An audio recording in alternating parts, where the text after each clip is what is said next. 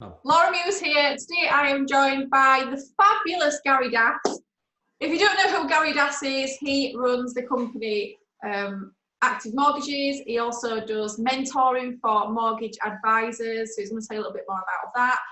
But Gary is here with us today. He's going to talk about obviously everything that's happening.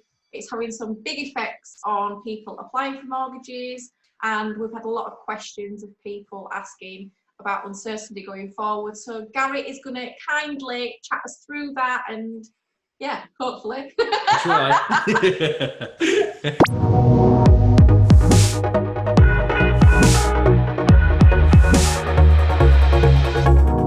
Welcome, Gary. Hi, Laura. Thanks How you for being doing on today. That's all right. No, thank you for having me. I shall try and provide as much value as I possibly can and put some minds at rest or whatever it might we come across. Cool. Well, first of all, for people who don't know you, do you want to tell them a little bit more about you? Because you don't just have an Active Mortgage company, you do a lot of other things. So do you want to just share with people what you do? Yeah, of course. So I've had my own mortgage brokerage since 2006. We obviously got hit by the credit crunch in 2008, so I diversified and did life insurance for 7 years. Built a successful life insurance business that I hated because of the way in which we marketed. So when I moved home as a company director in 2015, I saw my opportunity to get back to self-employed mortgages, business owners, property investors. So I actually downsized my team and sort of started business all over again in 2016. And I vowed I would do everything differently. So I used social media. I wrote a book. I put lots of content out into the world. The book became an Amazon bestseller. It led to mortgage brokers starting asking me for help and guidance. So I now coach and mentor over 100 mortgage advisors online. So I would kind of say I'm a mortgage broker, I'm a business owner, I'm an investor, I'm a coach and mentor, social media trainer, podcaster, and dad of 3 and all-round mental person, I reckon. And I must say, the only person in lockdown that's still sporting a normal haircut. My wife is a hairdresser. Oh, there you go. So she only has one client at the moment. Well, me and the 3 kids, but they don't need it done as often. 2 weeks, Rachel. Well, I mean, we've known each other for quite a while. So Gary does all of our mortgages for the residential side of our business since we met him. Probably we're at 2018, December. Yeah, I'd say so. Yeah, back end of that. Yeah, so anyone who's looking for residential mortgage would highly recommend Gary and his team. So I've had some questions. So obviously what's happening at the moment, can people still get a mortgage? The politician answer, yes and no. There's definitely it definitely depends on the amount of equity or the deposit that you have. The big problem at the moment is the government are telling people not to purchase. Estate agents aren't in their offices. So that's making things tricky in terms of viewings, but from a mortgage perspective, we're still probably doing 2 or 3 a week. It's nowhere near the numbers that we're used to because I've got 5 advisors, 4 mortgage advisors, 1 protection advisor. So we're not doing anywhere near the numbers that we were pre this, but for the right set of circumstances, in some investment circumstances or on some bridging loans, some lenders want you to have 50%. Yeah. Some of them are saying you need 40%. But there are over 1,000 lenders through the UK. And the funny thing I would say actually that we've really noticed is a lot of the smaller building societies, sort of your offer the high street, are actually being way more flexible. They're doing drive-by valuations, depending on the deposit. So, go and pull up outside the house, have a little look, and providing there's enough equity in it, they're happy to substantiate that. A lot of the business we are doing at the moment is remortgage business, looking to get people better deals or product transfers, which is the alternative option to that, which maybe a lot of people don't know about. Do you mind me asking what's happening? Obviously, if you are coming up to a remortgage, what's happening with the valuation of the property? I mean, the property market hasn't really been hit as in regards to prices at the minute, and it has been predicted by a few, not everybody, that after this is lifted, there's going to be a bit of a boom because everyone's going to be putting properties on the market. People are going to be buying, but then there is going to be a dip at some point. It's after everything that's happened, it's got to happen. What what are they doing in regards to revaluing now? Again, it comes down to that problem of, particularly if you're doing, a let to buy, for example, or you're doing a conversion from a property into a HMO, something along those kind of lines, then getting somebody into the house is the really, really tricky part. Yeah. So actually being able to do that valuation and go in and physically look at the property, that's where the problems are arising. So there is a bit of a bottleneck, but I think depending on the valuation you're after, as I say, lots of lenders are doing drive-by valuations. We were all hoping that there was going to be a little bit more flexibility as of last night's announcement, but we're all sitting on hold still for another 3 weeks. So many lenders aren't willing to put their, doing social distancing. You've still got to walk around somebody else's house and have a nose around, and they can't get up in the loft, which sometimes they want to do. Yeah. So it's still very tricky, and there's still a hell of a lot that's on hold. Have you been through, so 2008, you were in mortgages then, so. Correct. Is there any similarities, do you think, or is this completely different territory? Completely different territory. So I actually was specialising in adverse credit, so people who had defaults, CCJs, missed mortgage payments, all that sort of stuff, pre-credit crunch. So the mortgages that I was offering literally fell off a cliff from one day to the next, and there was just no availability whatsoever. There is going to be some tightening in the rules and the regulations as a result of what's going on, but more so, I've been urging people not to take a payment holiday unless they absolutely need to. Like, there's no other way out of this, particularly if you're an investor. Yeah. Because if you've got multiple properties and you have to take a payment holiday, that is effectively no different to not having a tenant for 1, 2, 3 months. And it doesn't show that your portfolio is particularly secure. So the market is going to change as a result, but I think more so when people come to remortgage in the future, they could see their lender turning around and saying, I'm sorry, you just don't meet criteria. Yeah. You haven't passed credit score. And although you might have a 999, and even though you might own them in an SPV and they don't actually show up on your personal credit report, the lenders have systems that they share behind the scenes. So they will know who has and who hasn't. Yeah. Whereas previously, there was, if you've ever watched, what's the program that's on Netflix all about the 2008 crash? Well, just that sentence alone, I definitely haven't watched it. It's actually it's a really good film. I can't think what it's called. It'll come to me. It'll be one of those things in a minute. I'll just randomly go. Damn it. It'll be a light bulb moment. But there's a good film, and the reason why the 2008 credit crunch happened was because all the banks were underpinning everybody else, and effectively it was just classified as irresponsible lending. You could sign on a piece of paper and say that you could afford the mortgage, and that's what everybody was doing. And then when you didn't have tenants, or when you lost your job, or when shit hit the fan, effectively, whereas now this is actually an environment that's having a bigger knock-on impact to everybody. And I think at the back end of this, the other problem we're going to potentially find is lots of redundancies for businesses. Lenders are taking into account 80% of people who are remortgaging at the moment because of the furlough side of things. They're not taking, some lenders aren't taking full wages. So it's unprecedented times for anything and everything, I think. But I think naturally next year, I think we'll still see a bit of a boom and an increase. Yeah.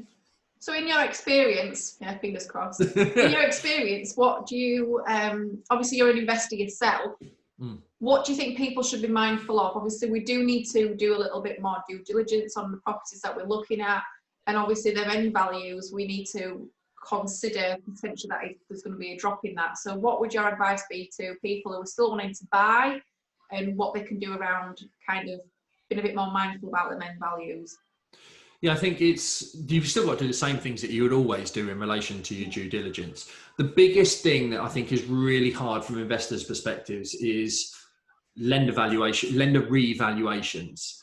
When a lender downvalues, they want to see the same property pretty much in the same street, having sold within the last sort of 3, 6, 12 months. Yeah. And that's often the problem, is finding something the exact same, especially if you're converting it or something like that. So doing your valuation packs and providing proof of everything and documenting it all and putting that all together to show the value when they come out, having some of your own comparables. And the unfortunate thing is sometimes you just get a valuer who's an arsehole. And there's nothing actually that can be done about it. And my husband's like, no, absolutely not. Like, there's just no point in even coming out. Yeah. We've done that a couple of times, but completely agree with you. And it's make sure you're there on the day of the valuation as well. That's a big one. I'm sure you give loads of advice in terms of how you manage your valuations. I'm not I invest my time in businesses more than anything. So from my perspective, it's like nice, simple, single let. This is, keep it easy and don't worry about it or stress myself too much. So do you think it's going to be, obviously the criteria is going to change. Have you got any ideas on what you think that might be? I think the main thing will be around income and will be around, bonuses, commissions. I think valuers will be more strict on valuations, where it got out of hand, perhaps because of the credit crunch. Yeah. I think there will be some caution that comes out of the back end of this as well. So we could see it harder on the valuation side of things. And I think it will probably be 2 or 3 years before it goes back to normal, whatever the new normal is going to look like at the back end of this. But I think at the end of the day, I think lenders will still want to lend money. Yeah. At the end of the day, they're all having to give out these free business loans, for example, and doing it for 12 months. And then even then they're getting pittance back on them. So they're going to want to lend in order to be able to get themselves going again and to get the economy going again. So people still want to sell, people still want to buy. The unfortunate thing of this whole environment is, there are deaths as a result of the illnesses. Yeah. Lots of elderly people. So there's going to be lots of property coming onto the market as a result of it. But I just think if you're wanting to do something, I've always advocated speaking to a broker 6 to 24 months before you want to do something. Mm-hmm. Because as we experienced when this all started, the criteria was changing daily. Pre this environment, there was probably 50, 60,000 criteria changes on a daily basis as an average.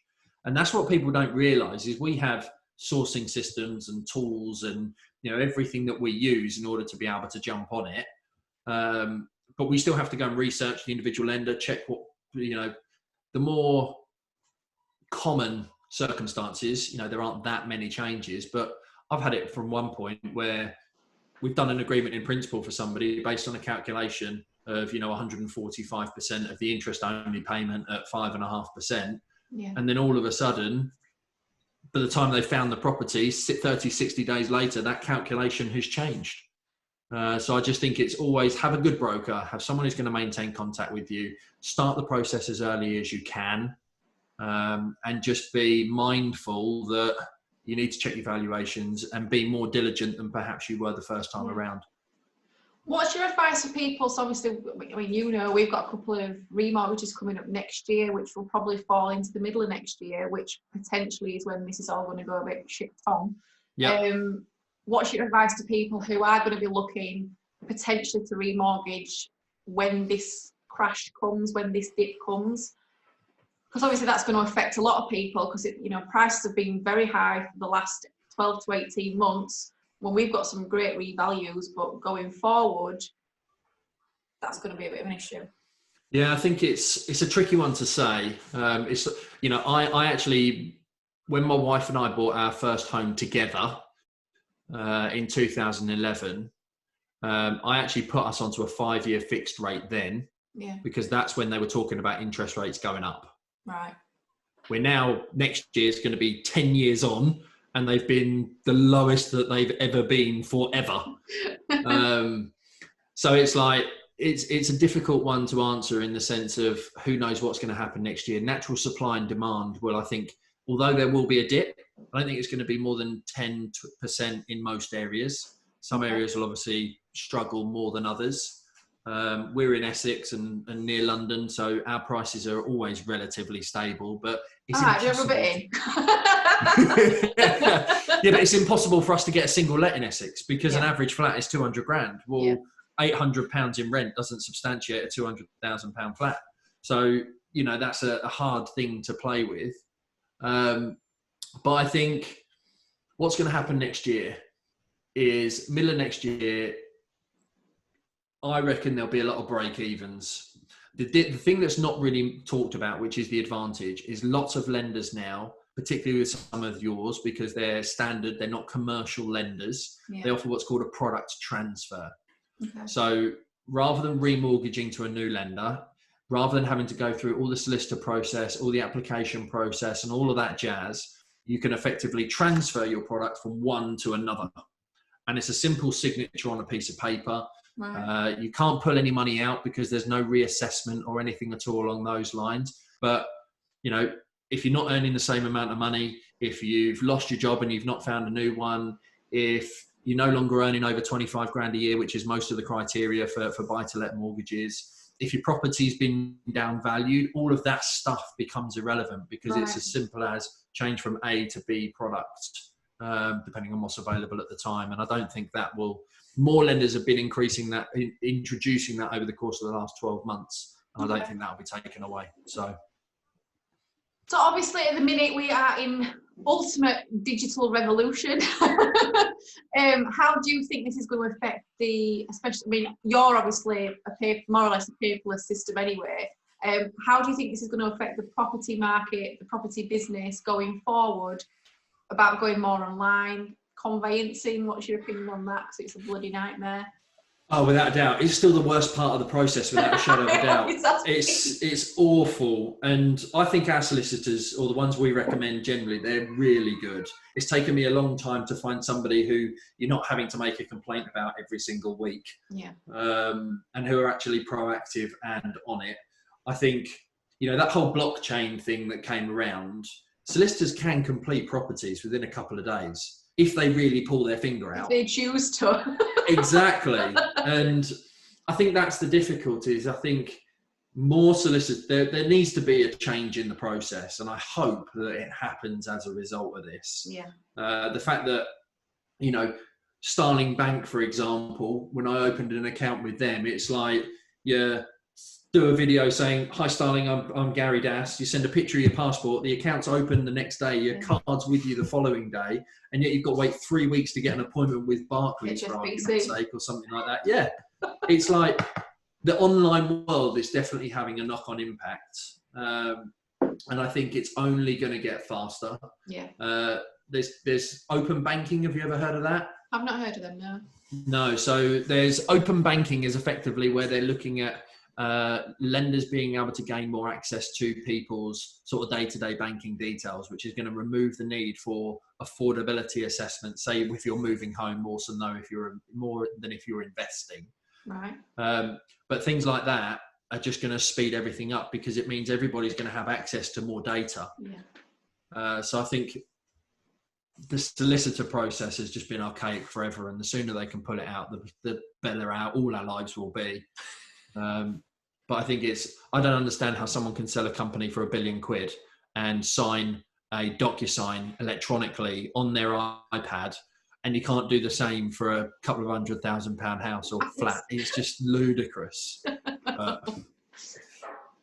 So just before we go, what are your top tips for people who are currently still looking to buy? What would your tips be for them? Obviously, if they're looking to buy a cash remortgage or looking to purchase on a mortgage from the word go.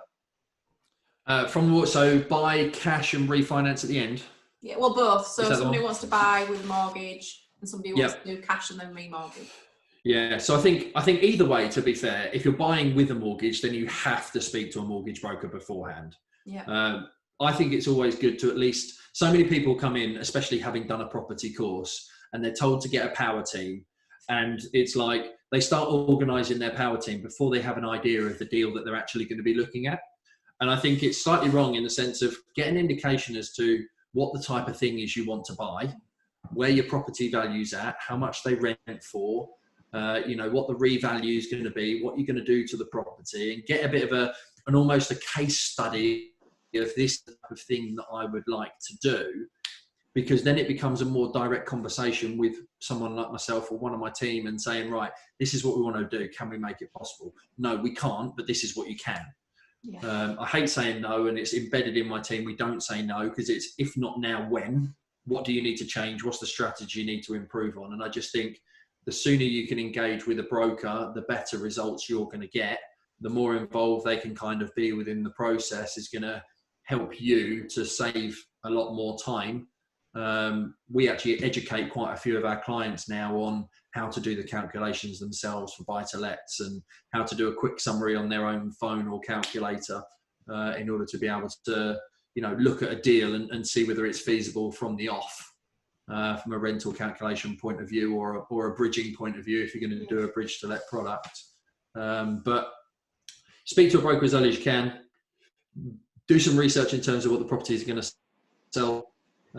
Be mindful that there could be a correction next year, and maybe don't pull all of your money out. Leave yourself with a little bit of flexibility in there for worst case scenario.